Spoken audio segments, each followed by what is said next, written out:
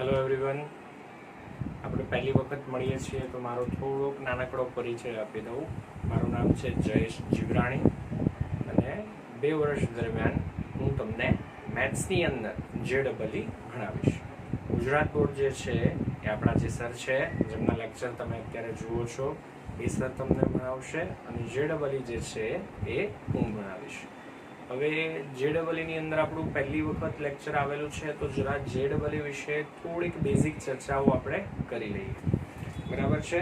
સૌથી પહેલા તો JEE ની જરૂરિયાત શા માટે ઊભી થઈ, JEE આપણે અલગથી ભણીએ છીએ તો શા માટે અલગથી તૈયારી કરીએ છીએ, જરા થોડુંક સમજી લઈએ.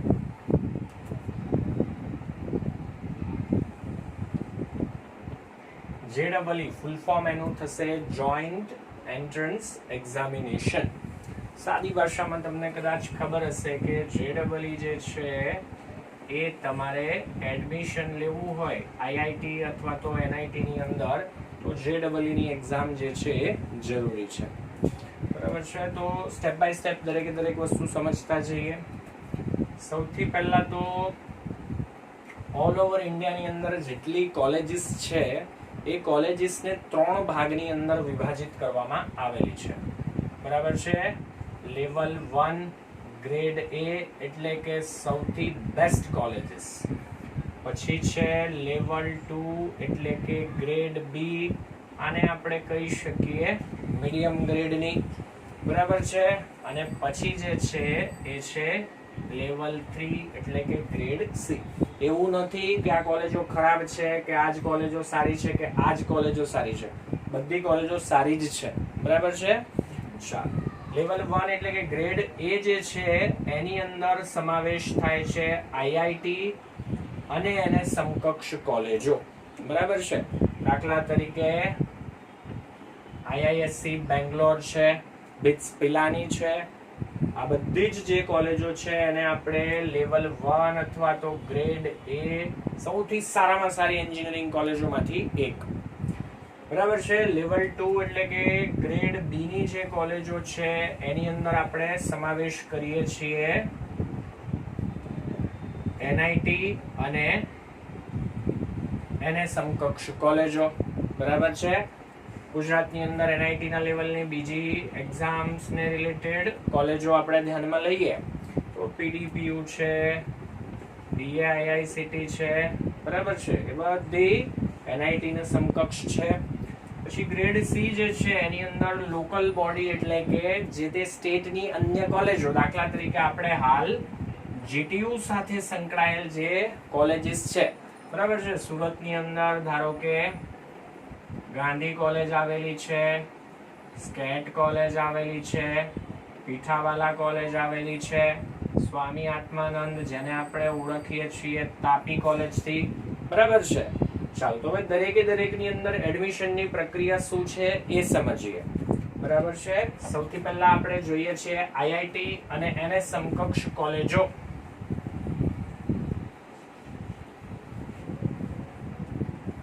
ગ્રેડ A ની કોલેજોની આપણે વાત કરીએ એટલે કે IIT ની એક્ઝામની જો વાત કરીએ તો અહીંયા સૌથી પહેલા તો તમારા 12 સાયન્સની અંદર 75% હોવા જરૂરી છે. બરાબર છે. પછી કદાચ એવું બની શકે, હાલ હું જે કંઈ પણ વાતચીત કરું છું એ હાલ જે નિયમ છે એ પ્રમાણે વાત કરું છું. કદાચ એવું બની શકે કે 2 વર્ષ પછી, તમારે તો અત્યારે 11 સાયન્સ શરૂ થયું છે, 11 સાયન્સ પૂરું થઈ જાય, 12 સાયન્સ પૂરું થઈ જાય એટલે કે લગભગ 2 વર્ષ પછી કદાચ નિયમોની અંદર નાનો મોટો ફેરફાર હોઈ શકે. તો 12 સાયન્સની અંદર 75% લાવવા પડે. એની સાથે સાથે JEE નો રાઉન્ડ 1 એટલે કે એને આપણે ઓળખીએ છીએ JEE મેન્સ થી. JEE મેન્સ જે છે એ પાસ કરવી પડે. આમાં પાસિંગ માર્ક હોવા જરૂરી છે. બરાબર છે. એના વિશે પણ આપણે ડિટેલમાં ચર્ચા કરીએ છીએ. અને એના પછી સેકન્ડ રાઉન્ડ JEE નો જેને આપણે ઓળખીએ છીએ JEE એડવાન્સ, આની અંદર સારો રેન્ક પ્રાપ્ત કરવો જરૂરી છે. ઘણી વખત આપણે રોડ ઉપર નીકળ્યા હોઈએ તો ઘણી બધી જગ્યાએ આપણે જોઈએ છીએ કે ફોટો લગાવેલો હોય અને ફોટોની નીચે લખેલું હોય છે એર 38 એર 10 બરાબર છે. આ એર એટલે હવા નથી, ઓલ ઇન્ડિયા રેન્ક દર્શાવે છે આ. તો તમારો ઓલ ઇન્ડિયા રેન્ક જે છે ખૂબ જ સારો હોય તો અને તો જ તમને આઈઆઈટી ની અંદર એડમિશન મળી શકે. હાલ જો વાત કરવામાં આવે તો ઇન્ડિયાની અંદર લગભગ 16 જેટલા આઈઆઈટી આવેલા છે. ત્યાં દરેકની અંદર એડમિશનની પ્રોસેસ જે છે એ સેમ આ જ પ્રમાણે રહેશે. બરાબર છે. સીટો ખૂબ જ ઓછી, કાશ્મીરથી લઈ અને કન્યાકુમારી સુધી, કચ્છથી લઈને કલકત્તા સુધી આખા ભારતના દરેક વિદ્યાર્થીઓ જે એ ગ્રુપ એટલે કે મેથ્સ રાખે છે, એટલે કે એન્જિનિયર બનવા માંગે છે, એમનો સૌથી પહેલો ગોલ હોય છે આઈઆઈટી ની અંદર એડમિશન લેવું. તો એના માટે કોમ્પિટિશન પ્રમાણમાં વધારે હોવાની, તો તમારે આઈઆઈટી ની અંદર એડમિશન લેવું હોય તો તમારે મહેનત પણ એ લેવલની કરવી પડે છે. બરાબર છે. એનાથી આગળ જોઈએ ગ્રેડ બી લેવલ 2 એટલે કે એનઆઈટી. બરાબર છે. આની અંદર એડમિશન લેવા માટે તમારે 12 સાયન્સની અંદર 75% પ્રાપ્ત કરવા પડે. એની સાથે JEE મેન્સ જે આપણે અગાઉ ચર્ચા કરી, આઈઆઈટી ની અંદર જવા માટે આના પછી એડવાન્સ આવે. બરાબર છે. એનઆઈટી ની અંદર એડમિશન માટે એ લોકો માત્ર અને માત્ર JEE મેન્સ નો રેન્ક ધ્યાનમાં રાખે છે. એટલે કે અહીંયા તમારો ઓલ ઇન્ડિયા રેન્ક જે છે એ કેટલો છે એ વસ્તુ જોવામાં આવે છે. સાથે એનઆઈટી ની અંદર એક ફાયદો એ પણ છે. બરાબર છે.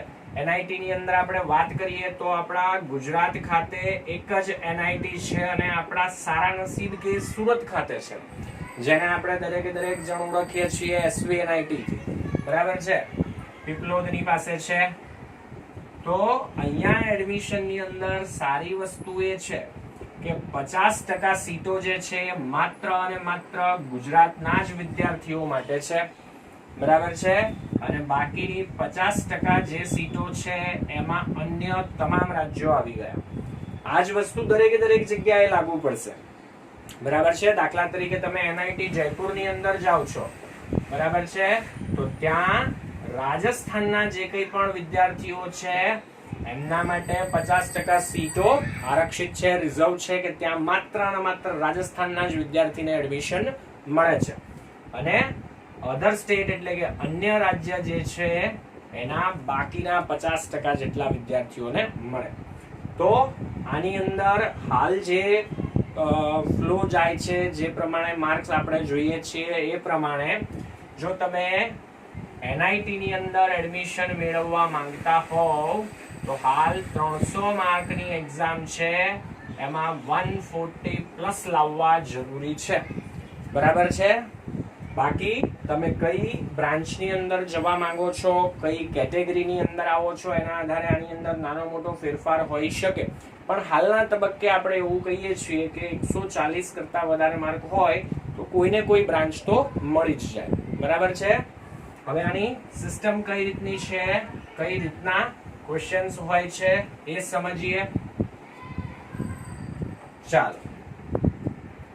તો JEE ની અંદર મેન્સ ની જો વાત કરીએ એટલે કે રાઉન્ડ 1 જે છે એની વાત કરીએ તો આમાં તમારા 3 વિષય આવે છે. બરાબર છે. મેથ્સ, ફિઝિક્સ અને કેમિસ્ટ્રી.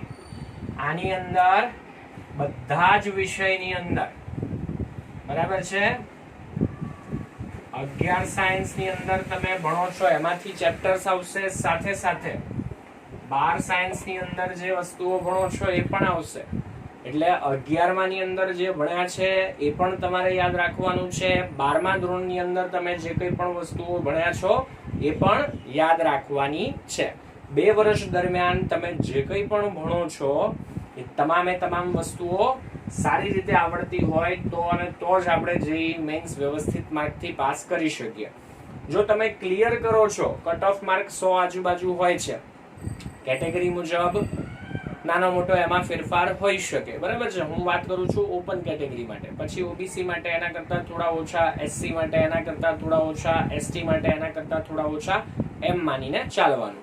એક્ઝેક્ટ આંકડા તમારે જોઈતા હોય તો એ તમને NIT ની વેબસાઇટ ઉપરથી બધી જ ડિટેલ મળી જશે કે કેટલું કટ ઓફ હતું, કેટલા રેન્ક ઉપર અટક્યું, તમામે તમામ માહિતી આપણને વેબસાઇટ ઉપર ઇન્ટરનેટ ઉપર મળી જશે. તો દરેક સબ્જેક્ટની અંદર અહીંયા 25 ક્વેશ્ચન હોય છે. 25 મેથ્સમાંથી, 25 ફિઝિક્સમાંથી અને 25 કેમેસ્ટ્રીમાંથી, એટલે કે ટોટલ 75 ક્વેશ્ચન પૂછાય છે. દરેક ક્વેશ્ચનની અંદર સાચો ક્વેશ્ચન હોય તો એના તમને 4 માર્ક મળે છે, એટલે ટોટલ 300 માર્કની એક્ઝામ થાય છે. દરેક સબ્જેક્ટ વાઇઝ જોવા બેસીએ તો 25 ક્વેશ્ચન છે એના ફરી પાછા 2 ભાગ પડે છે.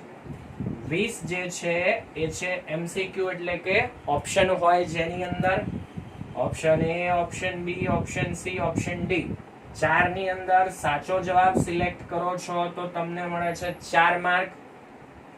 ખોટો જવાબ લખો છો તો 1 માર્ક માઇનસ થઈ જાય છે. બરાબર છે. દાખલા તરીકે તમે કુલ 75 ક્વેશ્ચન માંથી 60 ક્વેશ્ચન ના આન્સર આપ્યા, જેમાંથી તમારા 40 ક્વેશ્ચન સાચા છે અને 20 ક્વેશ્ચન ખોટા છે. તો 40 ક્વેશ્ચન ના સાચા થાય 160 માર્ક, 20 ક્વેશ્ચન ખોટા છે એટલે દરેકનો 1 માર્ક, એટલે કે 20 માર્ક કપાય. તો એવા સંજોગોની અંદર તમને મળે છે 140 માર્ક. બરાબર છે.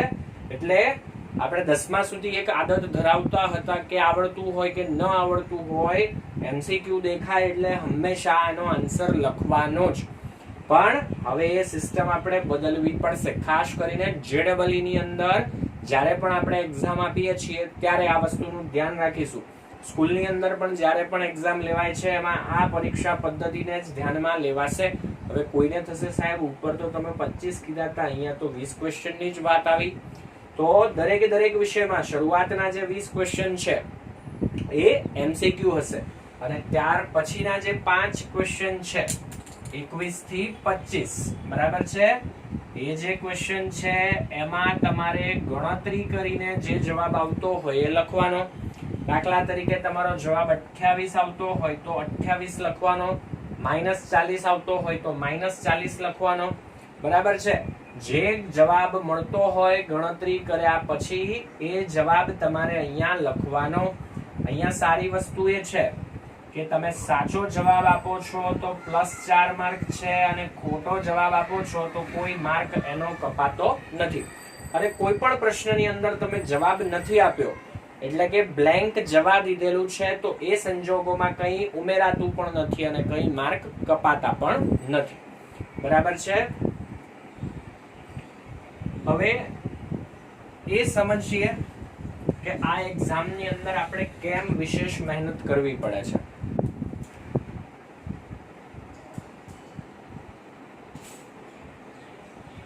મેથ્સની અંદર 11 અને 12 બંનેની અંદર લગભગ 12-13 ચેપ્ટર છે જે JEE ની અંદર કામના છે. અમુક ચેપ્ટર એવા હોવાના કે જે 11માં પણ આવતા હોય અને 12માં પણ આવતા હોય. દાખલા તરીકે તમારું એક ચેપ્ટર સંભાવના કે જે તમે 9માં પણ ભણ્યા અને ફરી પાછું 10માની અંદર પણ ભણ્યા. એ જ વસ્તુઓ અહીંયા પણ થવાની. અમુક ચેપ્ટર એવા હોવાના કે જેનું થોડું ઘણું પોર્શન તમે 11માની અંદર ભણશો, થોડું ઘણું પોર્શન તમે 12માની અંદર ભણશો. તો લગભગ મેથ્સની વાત કરવામાં આવે તો 11-12 સાયન્સની અંદર થઈ અને તમારે 23 થી 25 જેટલા ચેપ્ટર JEE ની અંદર હોય છે. બરાબર છે. 2 વર્ષ થ્રુઆઉટ આપણે જે ભણ્યા છીએ તમામે તમામ વસ્તુઓ આપણે યાદ રાખવી પડે, પૂરતી પ્રેક્ટિસ કરવી પડે, ત્યારે જઈ અને આપણે સારા માર્ક એની અંદર મેળવી શકીએ. એમાં સારા માર્ક લાવે છે એ લોકો એવું નથી કે મંગળ ગ્રહ પરથી આવે છે, કે એવું પણ નથી કે અમેરિકાથી ચોપડીઓ લાવીને ભણે છે. ભણવાનું બધાનું સરખું જ છે. હવે તો ગુજરાતની અંદર પણ સારી વસ્તુ એ થઈ ગઈ કે તમારી ટેક્સ્ટબુક જે છે CBSE ની થઈ ગઈ. બરાબર છે. આપણે ગુજરાતીની અંદર ભણીએ છીએ પણ આ જ બેઠી ટેક્સ્ટબુક તમને CBSE ની અંદર જે વિદ્યાર્થી ભણતો હોય એની પણ જોવા મળે. એટલે આપણે સિલેબસ પણ હવે તો સેમ થઈ ગયો છે, જે આપણા માટે સારી વસ્તુ છે. તો હવે આની અંદર સારા માર્ક મેળવવા હોય તો શું કરવું પડે. બરાબર છે. ચેપ્ટર ઘણા બધા છે અને ઘણા લાંબા સમય સુધી યાદ રાખવાના છે. તો સૌથી પહેલી સૌથી અગત્યની વસ્તુ જે આવે છે એ છે પ્રેક્ટિસ, અને બીજી એટલી જ અગત્યની વસ્તુ એ છે રિવિઝન. જે કંઈ પણ અહીંયાથી દાખલાઓ તમને કરાવવામાં આવે છે એની ઘરે જઈને પૂરતી પ્રેક્ટિસ કરવી જરૂરી છે. સાથે સાથે શરૂઆતમાં એવું થશે કે એકાદ બે ચેપ્ટર ચાલ્યા હશે એટલે સરસ મજાના એ ચેપ્ટરો આવડતા હશે, પણ પછી ધીમે ધીમે થશે એવું કે 5, 7, 8 ચેપ્ટરો ચાલી જાય એટલે આગળના ચેપ્ટરો ધીમે ધીમે સૂત્રો ભૂલાવા લાગે, પ્રેક્ટિસ ન હોય તો દાખલાઓ ન થાય. બરાબર છે. અહીંયાથી અમે એક્ઝામો લઈશું એની અંદર તો અમે બેલેન્સ પેપર જ કાઢીશું, એટલે કે આગળના જે ચેપ્ટરો છે એને પણ એટલું જ પ્રેફરન્સ આપીશું, એટલું વેટેજ આપીશું, પણ તમારે આગળ જે ચેપ્ટરો ચાલી ગયા છે એનું સતત રિવિઝન કરવું જરૂરી છે. એના વગર સારા માર્ક અહીંયા મેળવી શકાતા નથી. બરાબર છે.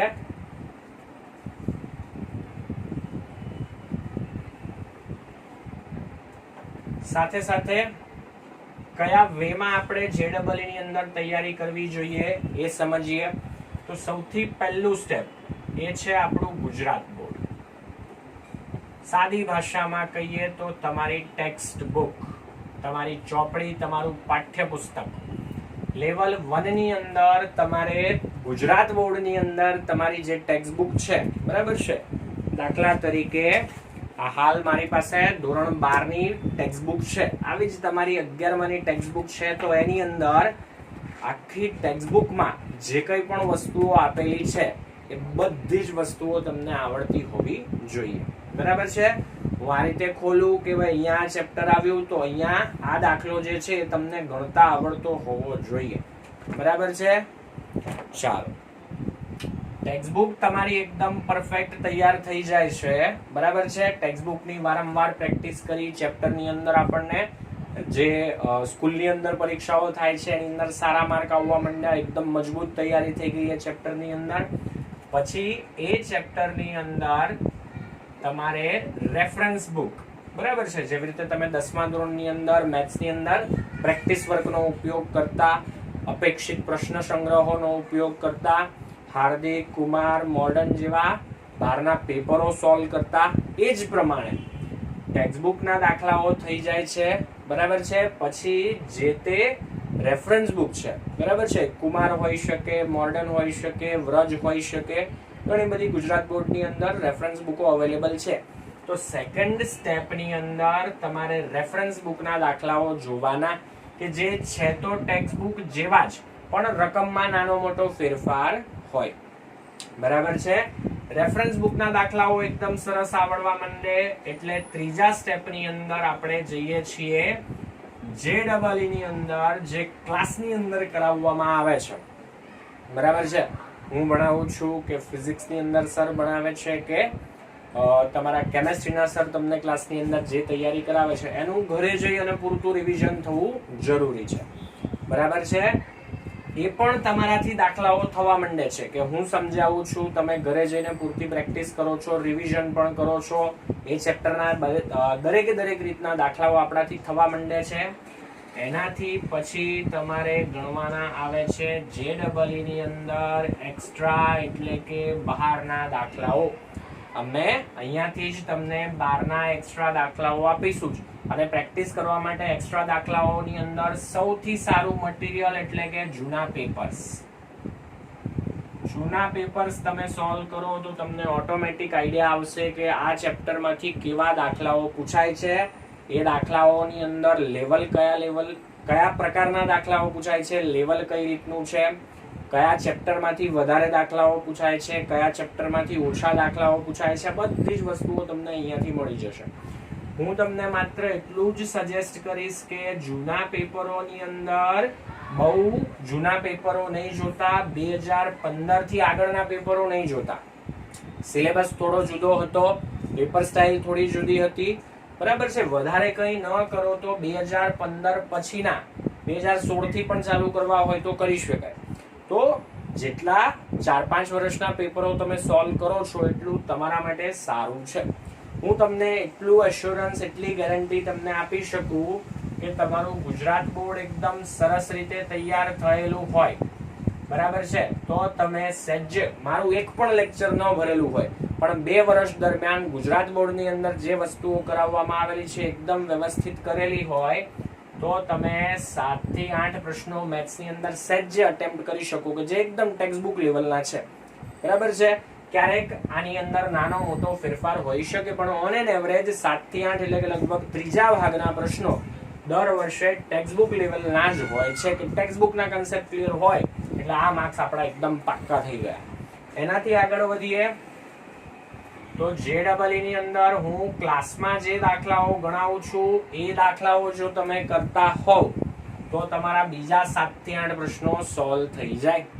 બરાબર છે. અને પછી એક્સ્ટ્રા તમે જેટલું કામ કરેલું છે એના આધારે તમારા અહીંયા બીજા 2, 5, 7 ક્વેશ્ચન જે રીતની તમારી તૈયારી, જે રીતનું આપણું લેવલ, જે રીતનું આપણું માઇન્ડ. હું તમને જસ્ટ એટલું જ કહીશ કે જો દરેક સબ્જેક્ટની અંદર તમે 25 માંથી વધારે નહીં પણ અડધા એટલે કે 12-13 પ્રશ્નો પણ જો સોલ્વ કરો છો માત્ર ને માત્ર 50% થયા. બરાબર છે. હું સાચા જવાબોની વાત કરું છું. બરાબર છે કે 12 થી 13 જવાબો તમારા સાચા છે અને બીજું કંઈ ખોટું નથી તો તમને ગેરંટીથી NIT ની અંદર એડમિશન મળી જશે.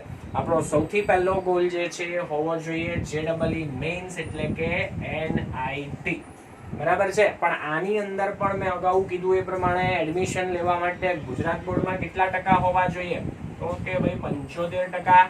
એટલે ગુજરાત બોર્ડમાં 75% ન આવેલા હોય, ધારો કે 74.9% હોય પણ અહીંયા તમારો ઓલ ઇન્ડિયા રેન્ક 1 પણ હોય તો આપણને એડમિશન મળતું નથી. એટલે સૌથી પહેલું ધ્યાન આપણે ક્યાં આપીશું તો કે ગુજરાત બોર્ડ પર. ગુજરાત બોર્ડના કન્સેપ્ટ વગર JEE થવાનું નથી. ઘણા બધા વિદ્યાર્થીઓ કેવું છે કે મગજમાં પહેલેથી લઈને ચાલે કે મારે NIT ની અંદર જવું છે કે IIT ની અંદર જ જવું છે તો એ લોકો ગુજરાત બોર્ડ ઉપર પૂરતું ધ્યાન નથી આપતા. તો એના કારણે સીધું નુકસાન અહીંયા થશે. બરાબર છે. આ સ્ટેપ્સ, આ પગથિયા યાદ રાખશો, આજ પ્રમાણે મહેનત કરશો તો સારામાં સારા માર્ક લાવશો જ. એમાં તમને કોઈ રોકી નહીં શકે. બરાબર છે. એડવાન્સના એક્ઝામ ફોર્મેટની વાત કરીએ તો એડવાન્સનું કોઈ ફિક્સ ફોર્મેટ નથી. એ ગમે એટલા માર્કની હોઈ શકે. બરાબર છે.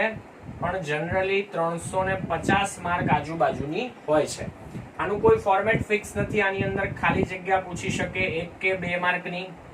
બરાબર છે. જોડકા જોડો પૂછી શકે, ખરા ખોટા પૂછી શકે, MCQ પૂછી શકે, ગણતરી કરીને જવાબ લખવાનું કહી શકે. સાથે સાથે MCQ ની અંદર 2 પ્રકારના પ્રશ્નો આવી શકે. એક કે જેની અંદર માત્ર એક ઓપ્શન સાચો અને બીજા જેમાં 1 થી વધુ સાચા. એમાં આપણને એવું નક્કી ન હોય 2 પણ સાચા હોય, 3 પણ સાચા હોય અને 4 પણ સાચા હોય તો ઘણી બધી જાતના દાખલાઓ તમને એડવાન્સની અંદર પૂછાય છે. બરાબર છે. પણ આના માટે સખત મહેનત કરવી જરૂરી છે. બરાબર છે. એક સિમ્પલ ઉદાહરણથી સમજીએ. દર વર્ષે લગભગ 12 થી 15 લાખ વિદ્યાર્થીઓ આ એક્ઝામ આપે છે. કઈ એક્ઝામ તો કે JEE મેઇન્સ. બરાબર છે. આની અંદરથી માત્ર 3 લાખની આજુબાજુ વિદ્યાર્થીઓ છે એ ક્વોલિફાય થાય છે એટલે કે પાસ થાય છે. બરાબર છે. જે લોકો આપી શકે છે એડવાન્સની પરીક્ષા અને એડવાન્સમાંથી સારામાં સારા માર્ક લાવેલા લગભગ 5000 જેટલા વિદ્યાર્થીઓ જે છે એ IIT ની અંદર જાય છે. ક્યાં 12 થી 15 લાખ અને ક્યાં 5000.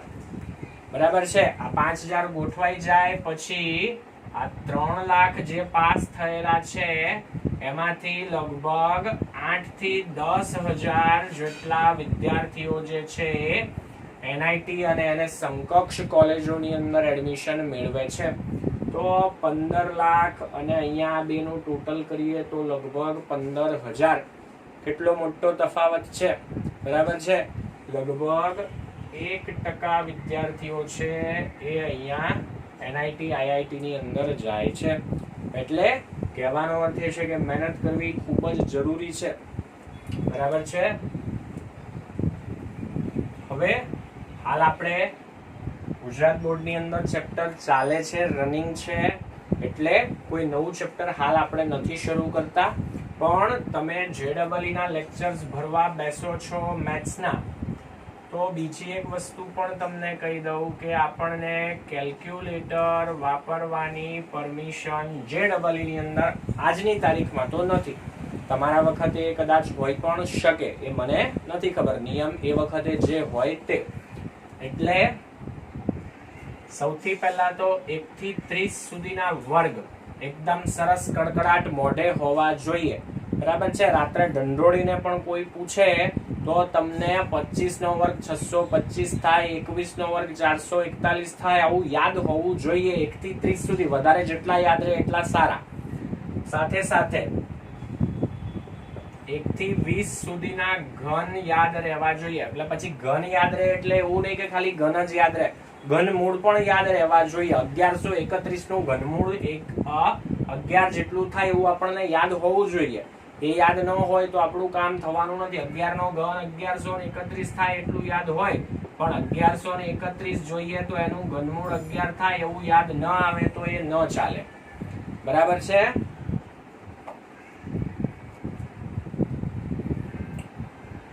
એનાથી આગળ 1 થી 30 સુધીના ઘડિયા એકદમ સરસ કડકડાટ મોઢે આવડતા હોવા જોઈએ, બરાબર છે.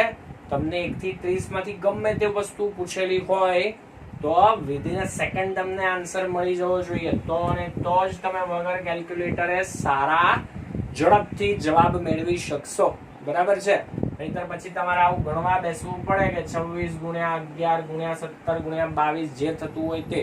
એટલે મહેનત ખૂબ વધી જશે જો ગુણાકાર નહીં આવડતા હોય તો, બરાબર છે. ઘડિયા આવડતા હોય તો આપણું કામ એટલું ઝડપથી થશે, બીજું તો કંઈ નહીં.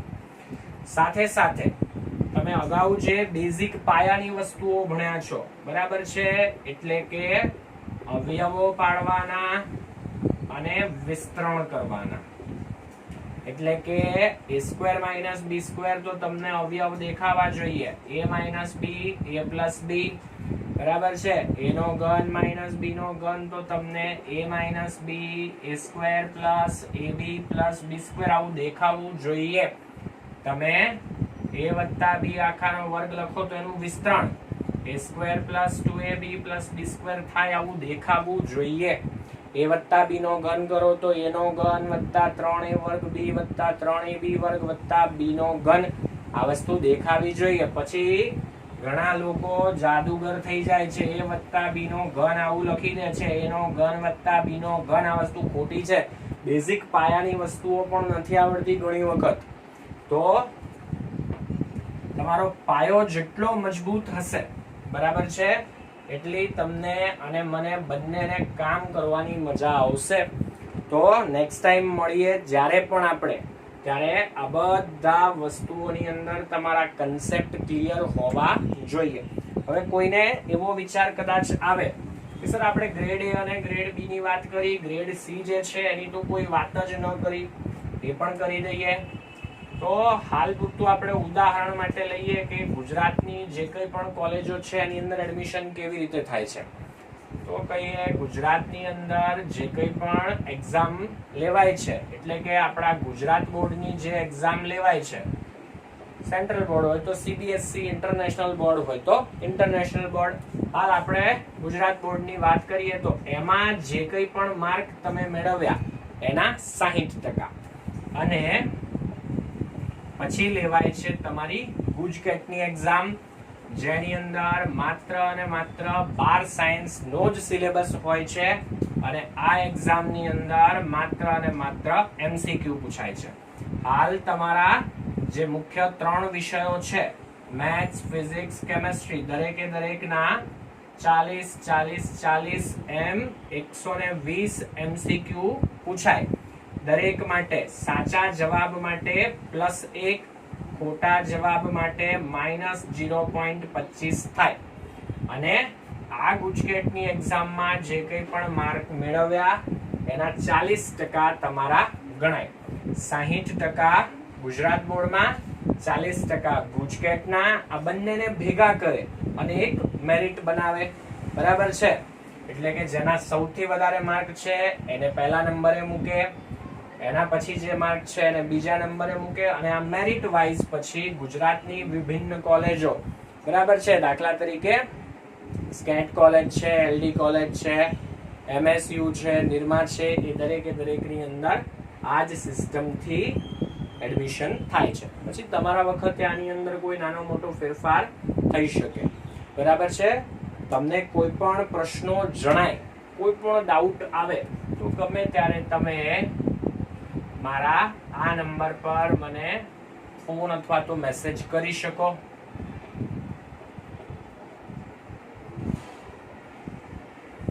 ચાલો નેક્સ્ટ લેક્ચરની અંદર ઝડપ